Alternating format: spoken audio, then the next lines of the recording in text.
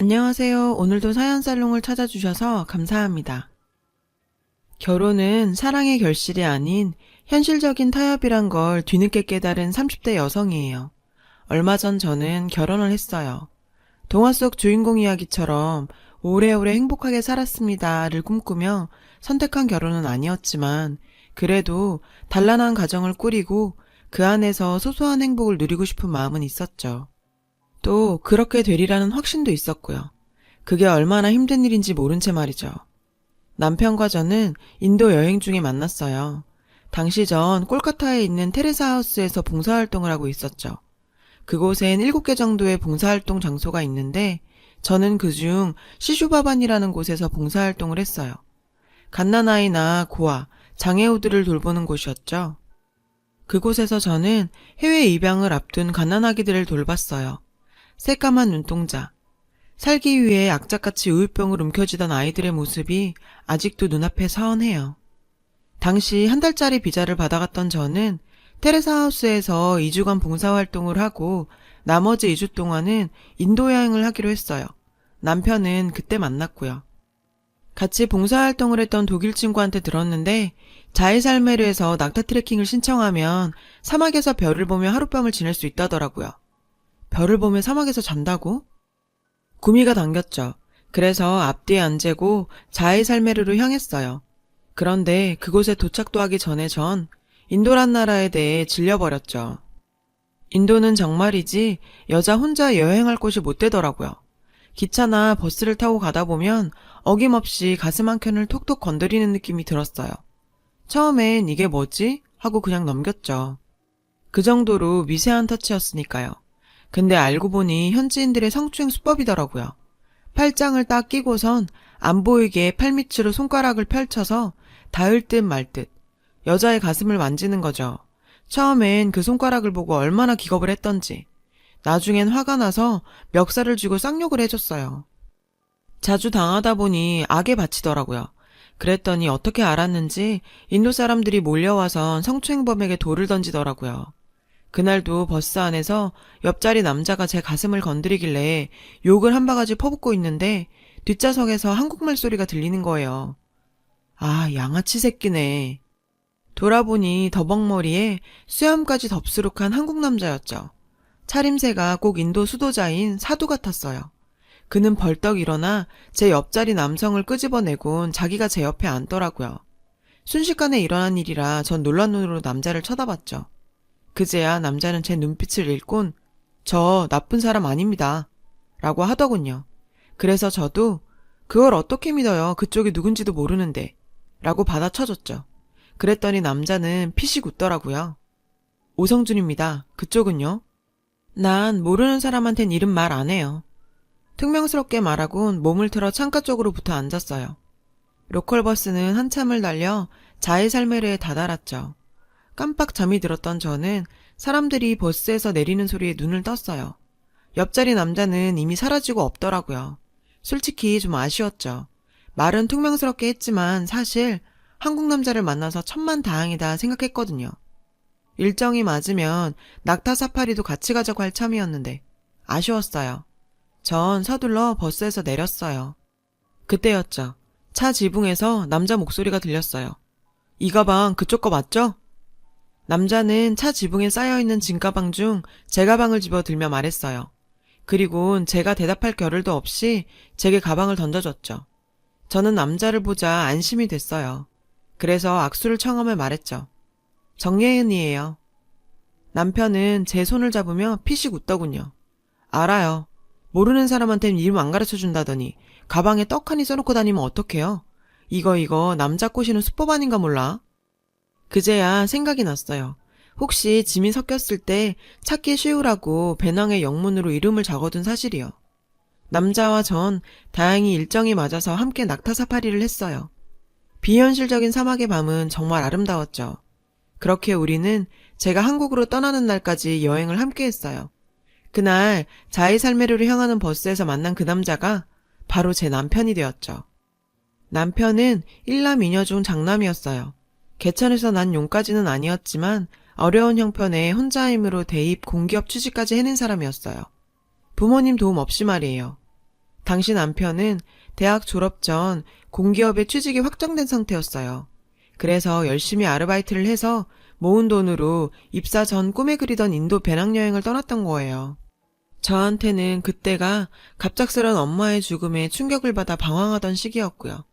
그런 저에게 친한 과 선배가 인도로 봉사활동을 다녀오라고 하더라고요. 콜카타에 있는 테레사 하우스는 그 선배가 추천해준 곳이었죠.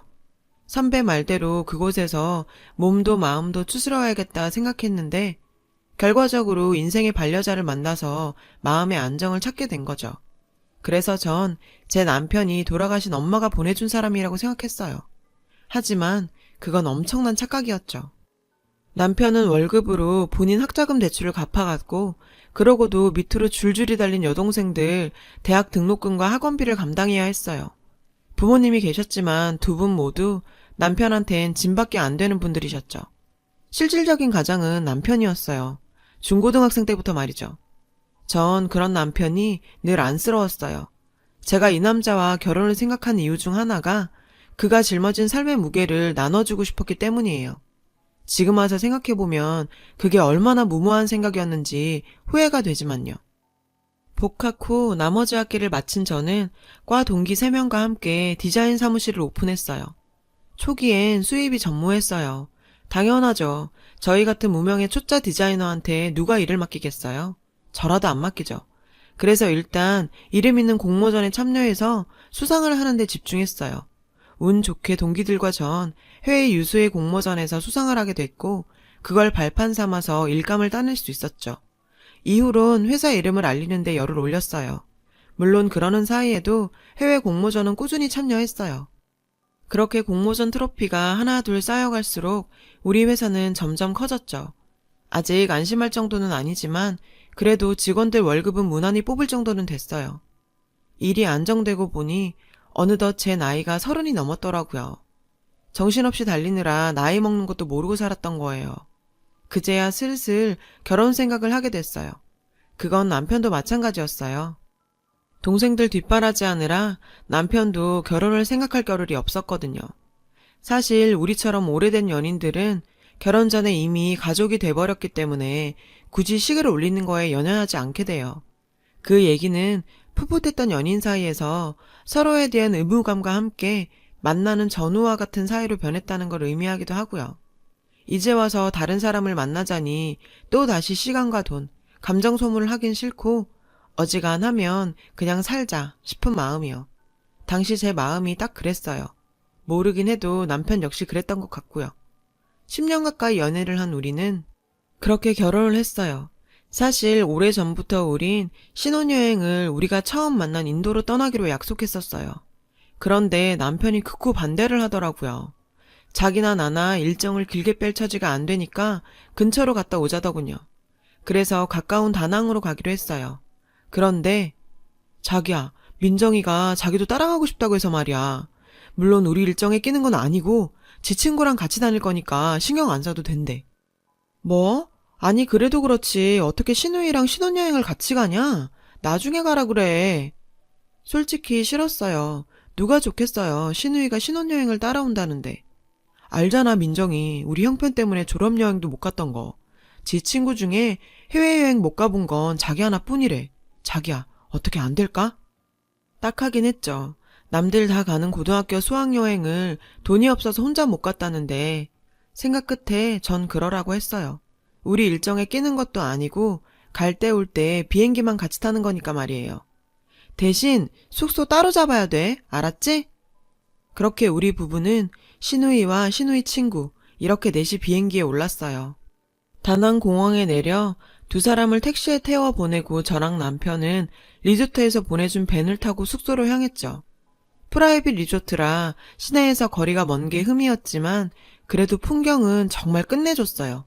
게다가 개인 풀이 있어서 편하게 수영도 할 수 있었고요. 우린 짐을 풀고 리조트 내 레스토랑에서 점심을 먹었어요. 그런데 밥 먹는 내내 남편이 자꾸 톡을 하더라고요. 신경 쓰이게 말이죠. 누구야? 신혼여행 중인데 매너 없이. 남편은 당황하며 동생이 환전한 달러를 실수로 자기 가방에 넣어왔다는 거예요. 그것 때문에 신우이가 베트남 돈으로 환전도 못하고 있다고. 전 갖다 주라고 했어요. 그랬더니 남편은 말이 떨어지기가 무섭게 일어나 가버렸죠. 참, 기분이 좀 그렇더라고요. 그런데 점심때 나간 사람이 해질녘이 다 되어가는데도 감감무소식인 거예요.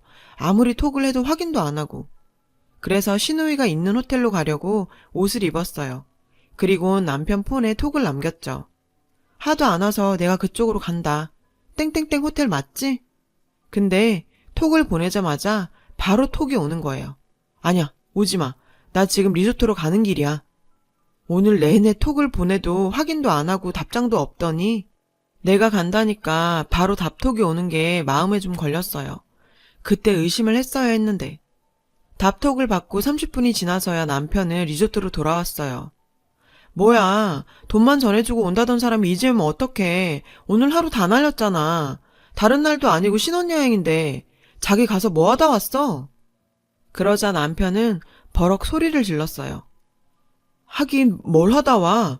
민정이가 해외여행은 처음이니까 환전하는 거 가르쳐주고 마트 들러서 먹을 것 좀 사다 주다 보니 늦은 거 가지고. 이해가 안 가는 건 아니었지만 그래도 그런 일이 있었으면 톡이라도 해줘야 하는 거 아니에요? 기다리는 사람 생각도 않고. 근데 환전하고 마트에 들렀다 왔다는 사람한테서 좋은 냄새가 났어요. 자기 샤워했어? 자기한테서 좋은 냄새가 나네. 그 순간 남편은 분명 움찔했어요. 샤워는 무슨, 하도 뛰어다니느라 땀이 좀 나서 마트에서 시향 중인 향수 좀 뿌렸어. 자기야, 언제까지 그 일로 싸울 거야. 우리 신혼여행 온 거잖아. 즐겁게 보내다 가야지. 안 그래? 오다 보니까 아시아파크가 꽤 그럴듯하던데. 가서 놀다 오자. 응? 전 못 이긴 척하고 남편을 따라 나섰어요. 그렇게 신혼여행 첫날 밤이 지나갔죠. 아침에 눈을 떠보니까 남편이 발코니에 나가 톡을 하고 있더라고요. 또 신우인가 보다 했죠. 신혼여행까지 와서 동생을 챙기는 남편을 보니 좀 짠하더라고요. 몸은 하나인데 아내와 부모, 동생들까지 보살펴야 하는 사람들 천진이 말이에요.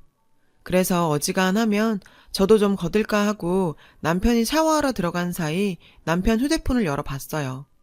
패턴으로 잠겨있더라고요. 평소 남편의 손가락 움직임을 따라 그려봤더니 열리더라고요. 그래서 톡을 열었는데 자기야, 나 심심해. 언제 올 거야? 마눌은 아직도 처자? 설마 어제 나랑 하고 가서 마눌이랑 또 밤일한 거 아니지? 그런 거면 나 가만 안 있어? 맙소사, 그동안 남편이 받았던 톡은 시누이가 아닌 시누이의 친구, 아니 남편의 상간녀였어요. 이 미친 인간이 신혼여행에 지 상간녀를 끌고 온 거예요. 게다가 시누이란 년은 그걸 알고도 상간녀를 돕고 있었고요. 피가 거꾸로 솟는 것 같았어요. 당장이라도 저 남편 놈을 갈기갈기 찢어버리고 싶었죠. 남편 놈은 내가 이 사실을 알게 된 줄도 모르고 욕실에서 콧노래까지 흥얼대더군요. 전 심호흡을 했어요. 무작정 덤볐다가는 오히려 제가 당할 수도 있으니까요. 냉정을 찾아야 했죠. 그래서 일단 톡에 남겨진 남편과 상간녀의 대화를 사진으로 찍어뒀어요. 그리고는 다시 침대로 들어가 자는 척을 했죠. 욕실에서 나온 남편은 제 쪽을 쓱 살피더니 휴대폰 확인을 하더라고요. 그리고는 키득거리며 또 다시 상간녀와 톡질을 시작했어요. 전 이불 속에서 울음을 참으며 남편의 경악스러운 행동을 지켜봐야 했죠. 오후가 되니 어김없이 남편은 나갈 궁리를 하더군요. 하지만 이미 환전도 했겠다. 딱히 핑계거리가 없었던 거예요. 제 눈치를 보며 눈알만 굴리고 있는 남편을 보고 있자니 욕지기가 일었어요. 그래서 난 몸이 안 좋아 숙소에서 쉴 테니 동생 데리고 시내 구경이나 하고 오라고 내보냈어요. 남편은 아주 죽다 살아난 사람처럼 화색을 띠며 바로 튀어나가더군요. 어디가 아프냐는 말도 없이 말이죠. 남편이 나가고 욕실에 물을 틀어놓고 한참을 울었어요. 내가 처한 이 상황이 기가 막히고 남편에 대한 배신감을 참을 수 없었죠. 게다가 신혼여행까지 따라온 저 상간녀도 용서할 수 없었고요. 지도 여자면서 어떻게 평생 한 번뿐인 신혼여행까지 따라와요? 그걸 도와준 시누이는 또 어떻고요? 일단 저는 남편과 시누이 SNS를 뒤져봤어요. 그리곤 하나하나 시누이 친구와 얼굴을 비교해봤죠. 댓글 하나까지 사사시 뒤져보니 대략 윤곽이 나오더군요. 이름은 안은정. 시누이와는 고등학교 동창이었어요. 현재 남편과 같은 직장에 다니고 있고 집이 꽤 사는 모양인지 영국 유학까지 다녀왔더군요. 상간녀의 SNS에 올려진 사진을 보니 남편의 SNS에 있는 사진 속 장소들과 겹치는 곳이 많았어요. 그런 사진들이 올라오기 시작한 건 약 1년 전부터였더라고요. 적어도 두 사람이 만나온 건 최소 1년이 넘었다는 얘기죠. 이대로 호텔방을 급습해서 머리채를 쥐어 뜯어놓을까? 아니면 회사 정문 앞에서 두 연놈의 불륜 사실을 까발리며 피켓 시위를 해? 그것도 아니면 SNS에 둘이 낯뜨거운 대화를 도배를 해버려? 생각은 많았지만 어느 것 하나 답이 될 만한 건 없었어요.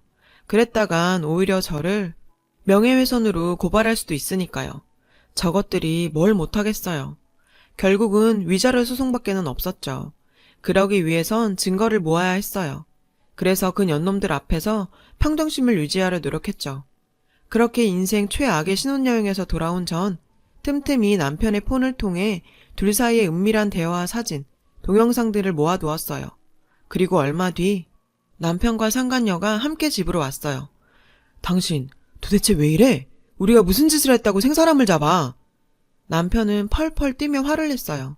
상간녀 역시 마찬가지였죠. 사모님, 저한테 왜 이래요? 내가 언제 과장님이랑 만났다고 이래요? 저요, 명예훼손으로 소송 걸 거예요. 우리 아빠가 누군지 알고나 이래요? 아주 둘이 가관도 아니었죠. 두 사람이 길길이 날뛰는 데는 이유가 있었죠. 제가 두 사람 급여에 가압류 신청을 했거든요. 가압류 신청을 하면 법원에서 회사의 가압류 사유를 밝혀주는데 거기에 간통이라고 명시돼 있으니 회사에 소문 퍼지는 건 시간 문제였죠. 이건 어디까지나 합법적인 방법이니 둘이서 죽이니 살리니 난리 굿을 피워도 법적으론 아무 하자가 없고요. 위자료 소송 해봐야 고작 1, 2천 받는데 그거 받는다고 이것들한테 받은 상처가 아물기나 하겠어요. 그래서 저도 이것들 얼굴에 똥칠 좀 해준 거죠. 글쎄, 네 아빠가 누군지 모르겠지만 네가 몸뚱이를 그렇게 함부로 굴리고 사는 걸 보니 네 부모도 알만하다. 뭐?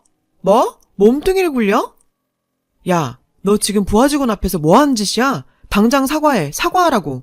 막말로 네 말대로 우리가 만났다고 치자. 증거 있어? 증거 있냐고.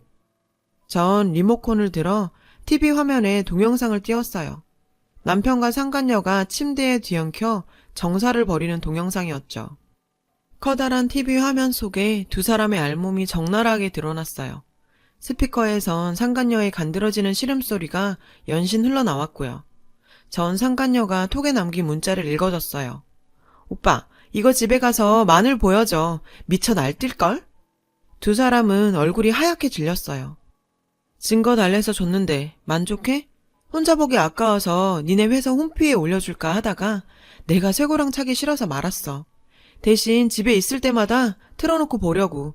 돈 주고도 못 보는 남편 새끼 정사신인데 얼마나 흥미로워. 근데 얘, 넌 자존심도 없니? 내가 실컷 쓰던 거 그거 주워서 먹는 게 그렇게 좋았어? 게다가 쟤 잘 못하잖아. 솔직히 너도 그렇게 생각하지? 동영상 보니까 너 완전 연기 쩔더라. 지금껏 남자들이랑 그렇게 연기하면서 잤어? 어린 게 안 됐네. 그때였어요. 초윤정이 울렸어요. 인터폰 액정에 시부모님과 시누이들이 떴죠. 남편은 사색이 됐어요. 예은아, 내가 잘못했어. 내가 잘못했으니까 제발 그만해. 응? 이거 좀 꺼. 제발 꺼달라고. 나도 그러고 싶은데 이게 고장인가 봐. 안 꺼지더라고. 그러면서 전 일부러 볼륨을 더 키웠어요. 그리고 현관문을 열었죠. 안으로 들어오던 시집 식구들은 상간녀의 요란한 신음소리에 얼굴이 새빨개졌어요. 그 순간 남편은 미친 듯이 달려가 TV 코드를 뽑았어요. 하지만 이미 늦었죠. 시집 식구들이 커다란 TV 화면 속에서 알몸으로 움직이는 남편과 상간녀를 다 본 뒤였으니까요. 시아버님은 달려들어 남편을 때리기 시작했어요. 너 이 자식, 네가 인간이냐? 우리가 널 이렇게 가르쳤어? 시어머니는 주저앉아 울음을 터뜨렸죠. 큰 시누이는 달려들어 상간녀의 머리채를 잡았고 작은 시누이는 절 피해 도망가려다가 제가 던진 리모컨에 정통으로 이마를 맞았어요. 어딜 도망가? 어떻게 신혼여행에 네 오빠 상간녀를 데리고 올 생각을 하니? 지난 10년간 다달이 용돈에 오시며 화장품까지 다 사줬는데 어떻게 이런 식으로 날 배신해? 언니 미안해. 사실 내가 은정이한테 돈을 좀 빌린 게 있는데 신혼여행 데려가주면 그거 안 갚아도 된다고 해서 내가 미쳤었나 봐. 언니 미안해. 고작 돈이었니? 너 아주 돈 준다면 나라도 팔아먹을 년이구나. 없이 산다고 어떻게 인생도 싸구려로 사니? 됐고, 그동안 나한테 빌려간 돈, 내 방에서 훔쳐간 백이랑 화장품 하나도 빠짐없이 가져와. 안 그럼 경찰에 신고할 테니까. 그리고 당신 잘 들어. 내가 널 왜 선택했는지 알아? 네 인생이 불쌍해서. 어떻게든 살아보겠다고 발버둥 치는 게 가여워서. 그래서 너 택한 거였어. 근데 이렇게 사람 마음을 걸레짝을 만들어 놓니? 나 너한테 위자료 청구할 거야. 네가 피땀 흘려서 번 돈 최대한 긁어서 받아낼 거야. 그리고 너 상간녀, 너 조심해라. 내가 살아있는 동안은 너 행복하게 살도록 안 둬. 법이 인정하는 테두리 안에서 죽을 때까지 너 괴롭혀줄 거야. 결국 전 남편과 이혼을 했어요. 그리고 남편과 상간녀에게 위자료를 청구한 상태고요. 남편과 상간녀는 결국 퇴사를 했다더군요. 사내에 불륜 사실이 퍼진 데다 상간녀 부친이 회사로 찾아와 난동을 부렸거든요. 거길 어떻게 다니겠어요. 참 인생사. 정말 어떤 일이 펼쳐질지 모르겠더군요. 저는 다 잊고 다시 일에 몰두하려고 합니다. 얼마 전 큰 건을 따내서 한동안 눈코 뜰 새 없이 바쁠 것 같아요. 역시 전 남자보다는 일이 체질인가 봐요. 짧은 기간 동안 참 어이없고 가슴 먹먹한 일을 겪었어요. 그래도 털어놓고 나니 조금 편안합니다. 제 이야기를 들어주신 여러분의 일상도 안녕하시길 바랍니다. 여러분, 사연 댓글에 응원과 현명한 조언 부탁드려요. 좋아요와 구독은 저에게 큰 힘이 됩니다. 오늘도 좋은 일 가득하세요.